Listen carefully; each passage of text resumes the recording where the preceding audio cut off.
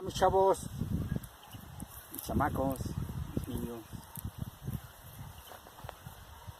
Espero que les agrade, les guste esta rola. El oso carpintero.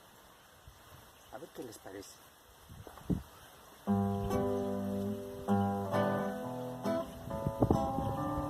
Este era el oso carpintero que vivía muy pobre. Lloraba porque sus ositos le chillaban de hambre. La urraca le robó el martillo, clavos y cerrotes.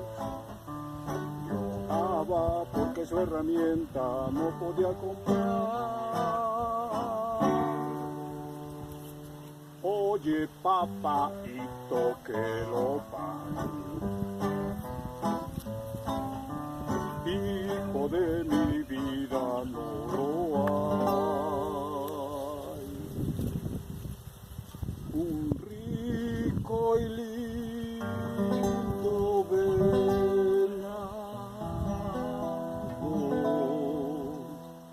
que oyó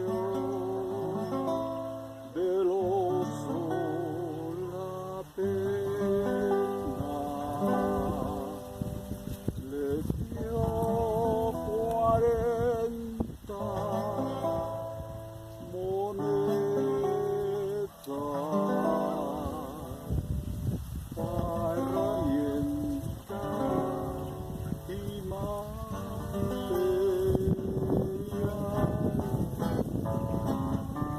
Y el oso con sus 6 ositos hizo bicicletas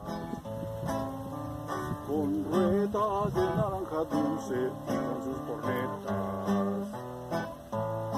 Los gatos las compraron todas para echar carreras en contra de los conejitos del Palacio Real, y ganó con eso un dineral. Y le dio al venado un festival. Yo